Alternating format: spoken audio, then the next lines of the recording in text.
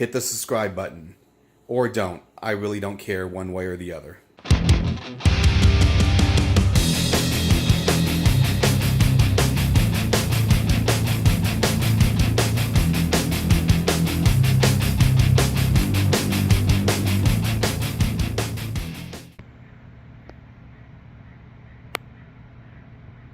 Welcome everybody to my latest video. So for this video we got something a little bit different. And as you can see, there is a pinball machine missing. Right here is where my Family Guy pinball used to go. Well, the reason it's missing is because I sold it. Why did I sell it? Well, to be, frankly put, I just was not playing it. I would play it maybe once a month. I spent all my time playing Bram Stoker's Dracula and Guns N' Roses. And it just was, nobody was playing it. It's a good game, it's a fun game, but it wasn't getting any use. And rather than just keeping it and, basically keeping it just so I could say I have 3 pinball machines, I sold it. Better, for it to go to someone else who can enjoy it. So what did I get instead? Well, there's no pinball machine that's going to be replaced there just yet. I do have my eyes on a 007. I would love to get one of those. Whether I will or not, I don't know. But for the time being, something is going to go there, and I might surprise you guys. What is it? Well, yeah. Now, for the few of you who have been following my videos since, I started making these, and especially a couple years ago when these arcade 1-up machines first came out, I just, pissed on them big time. Anybody would ask my opinion about them, my opinion was I thought they were very, very poor quality, poor excuse for a machine, and I still stand by that statement, or those statements. Those initial machines, my understanding, were pure crap. Wasn't worth the price. Very, very low quality.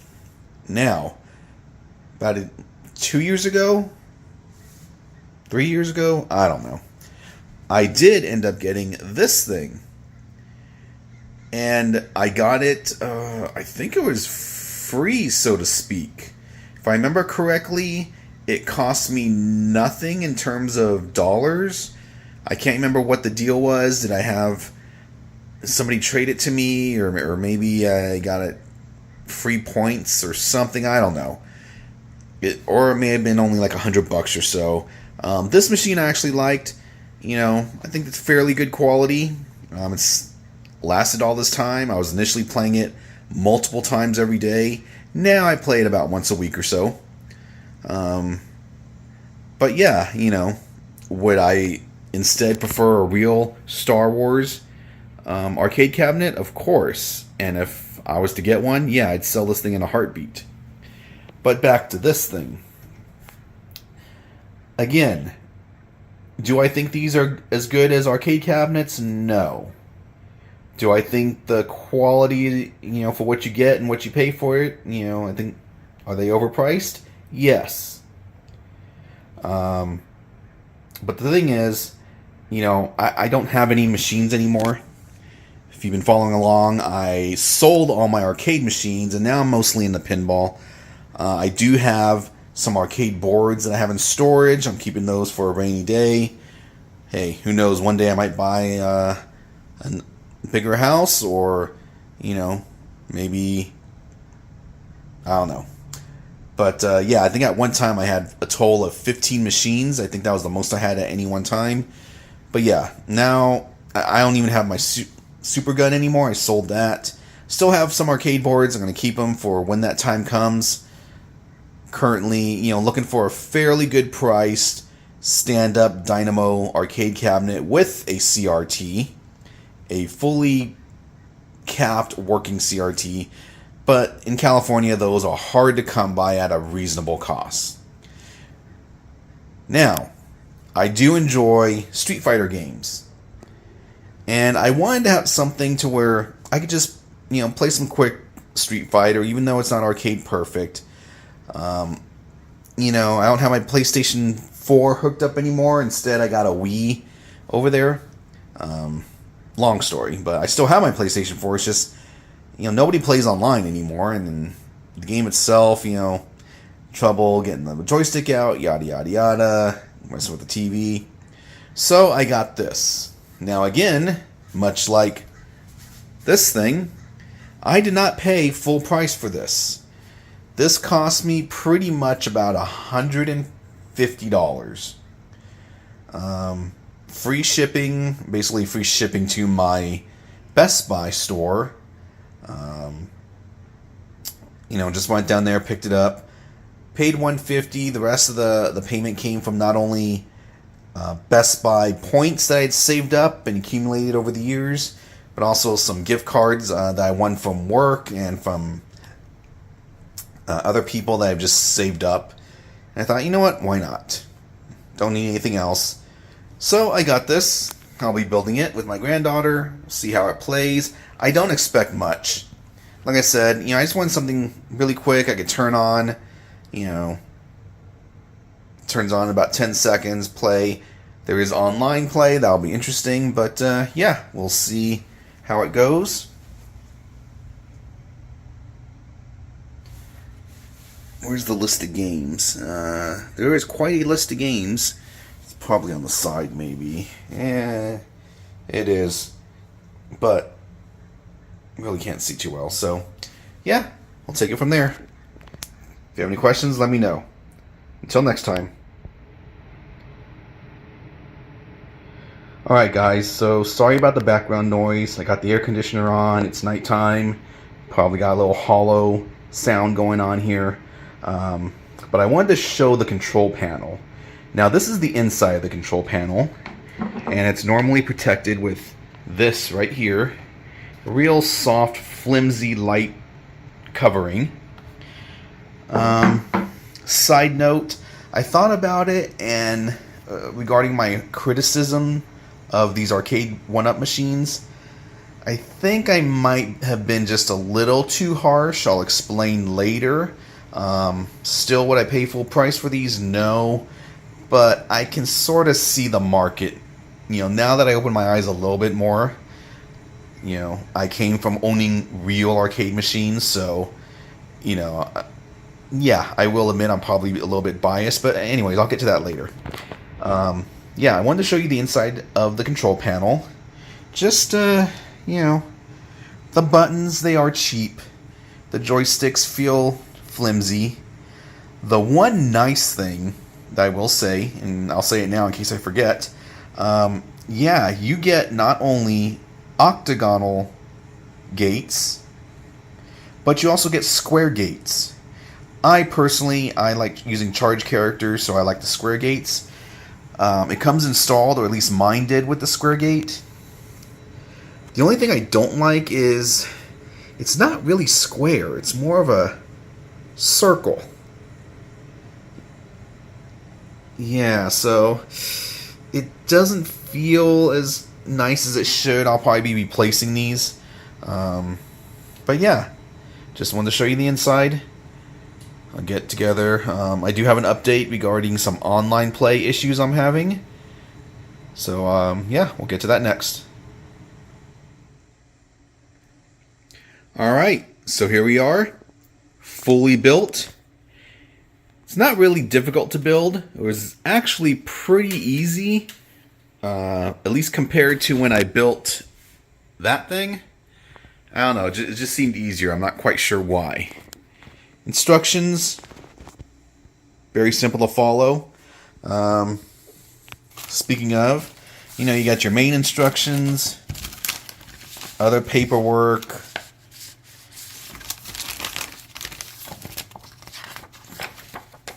This is pretty cool. I do like this. Where is it? Yeah. It shows the button layout for all the games.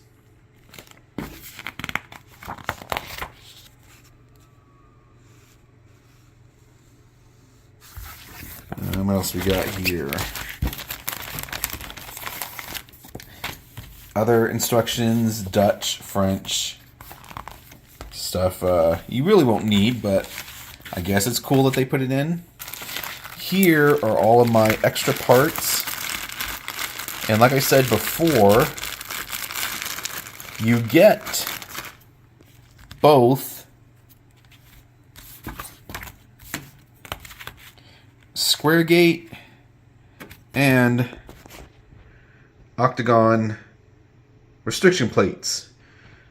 But, like I said before, the square gates that are currently installed, that come installed, at least on mine, they're not really square gates. They're more like a funky circle gate.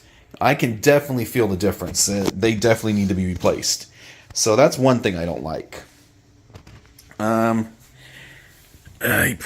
we go, a little better. You can see you got your fake coin door here, kind of all black. I kind of wish these lit up just to give it a more arcade look and feel. Understandably, they don't, because it's just a plate that's screwed into this face right here. So it doesn't open up, those don't light up, none of that. You got your riser. Take a look at the side art. Really, really nice. Got your marquee.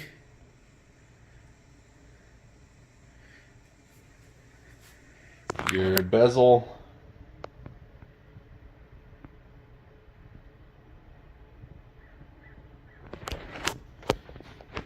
Button layout. I might in due time change this. Joysticks are okay. Buttons are cheap. They feel cheap. I'm probably going to change all the joysticks and the buttons. Maybe even the layout to something a little more Japanese cabinet feel. A little more archway. Yeah, these, they're okay. A little bit further apart than I like. See, kind of about a finger's length. But you get used to it. Other side of the cabinet.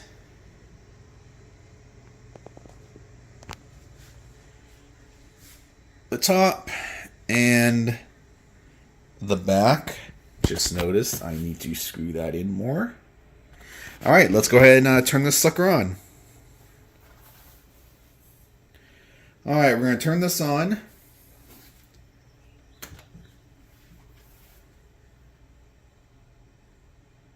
Got the marquee, it lights up. You can see the intro.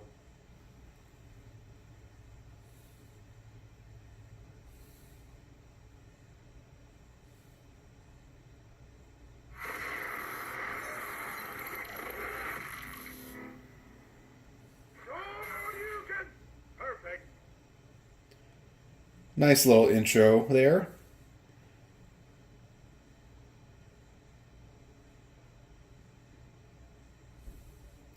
Now, one thing I did notice, let's see if it shows up. There's like a little dark square. You don't see it here. You'll know what I'm talking about when I start a game. It's really weird. I'm not sure what to think of it.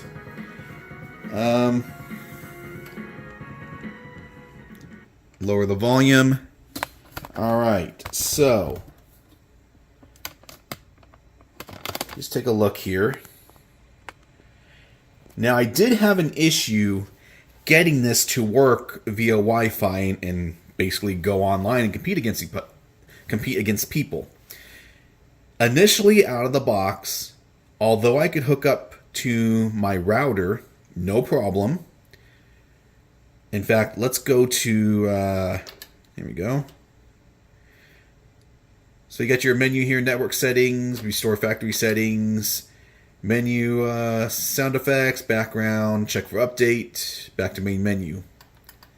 So network settings, just, you select your network, find your router, put in your password, and you get connected. So I did that, no problem. But I could not go online. I would try and go online and I would get an error.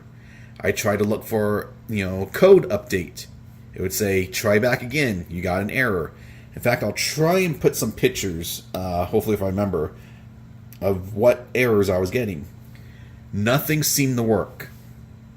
I thought it was really, really weird. Well, I was then able to get it to work if I use my phone as a hotspot.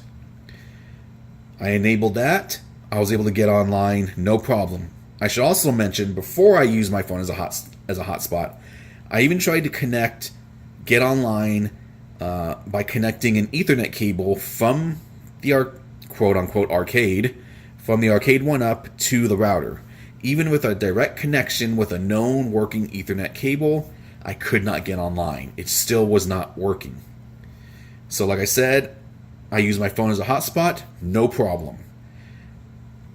When I was finally able to get online, I went, looked for the code update, updated to the latest code.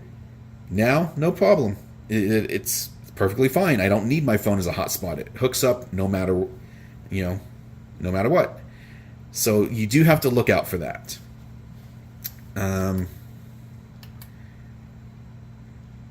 So you got Street Fighter 2 Champion Edition, not Championship Edition, Champion Edition.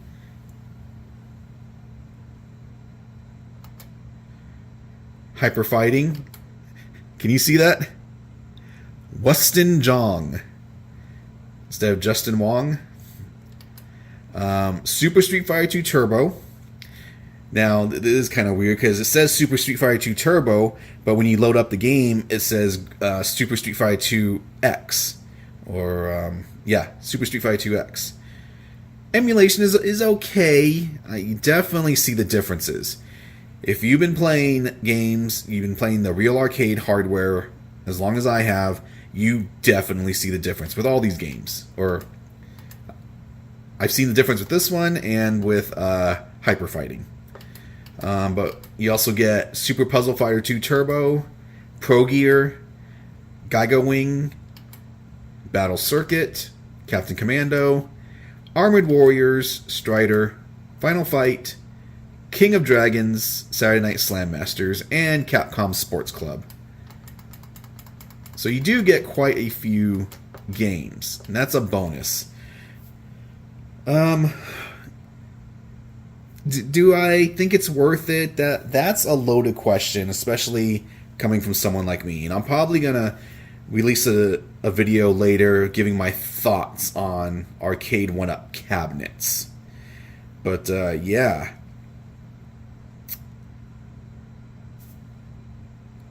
My arcade 1-up username, Power to Moo. I should mention I have not played Super Turbo prior to playing on here in probably, I'd say a good year or so, maybe less. Not counting the Pandora Box, videos I did, but actually competing against someone, yeah. So let's just, if you want to go online, so you select the game, local game. That's, just you and player number 2. Which, here's my second thing. Alright. Let's get back here. Look at the button layout. Now, if you're playing... Let me see how I can do this. Okay, if I'm casually playing, look, I'm pretty much in this position. Okay, my arm, probably my elbow, is right parallel or even past player 2 joystick. So you get two people here who are actively competing against each other, you're gonna be bumping into each other. Me and my granddaughter are playing Final Fight, and she was a player 1, I'm player 2, and I'm basically having to hold it like this, just because she was bumping into me, I was bumping into her. So I'm holding it like this. You can see I'm kind of at an angle. Are these good replacements for true arcade cabinets? No. Let me see if I got my tape measure. Hold on.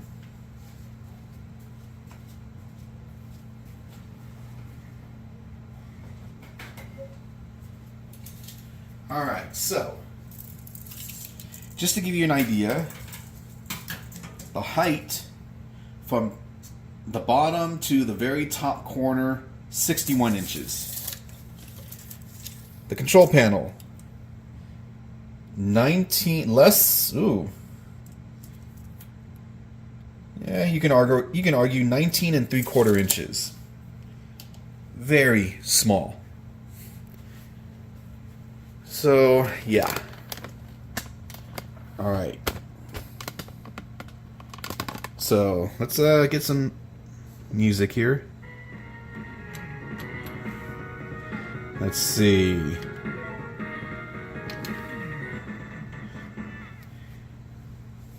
Now from here, you can either host or you can go for a quick match. If you want to create a room, you can do so, and what will happen is you can enter a code, and only people who know that code can enter the room. Or you leave it.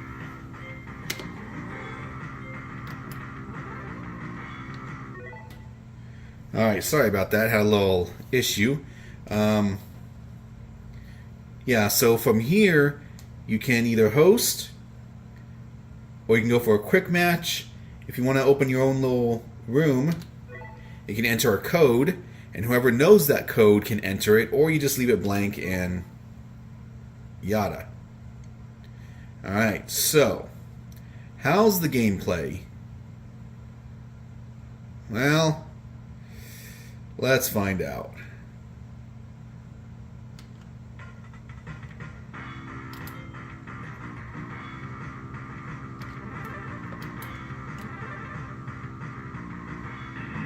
Oh, hold on. I forgot to show you something.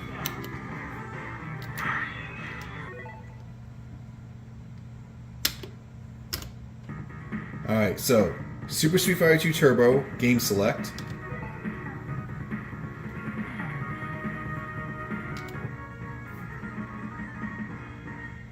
Kind of cool that shows you, what each button does. Look at this. Super Street Fighter 2 X. So I'm assuming that they did that because Grandmaster Challenge is a more popular version than Super Turbo. So the emulation, I'm thinking, is based off of Grandmaster Challenge. That seems to be the case.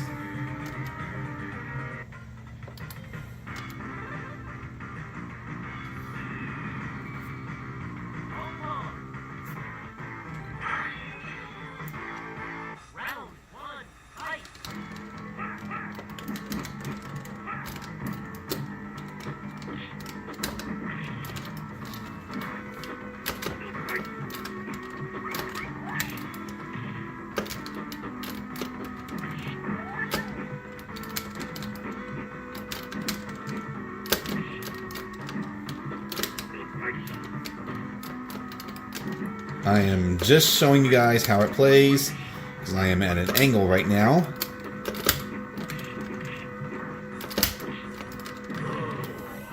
Let's see if we can get a better angle so we can get some better gameplay.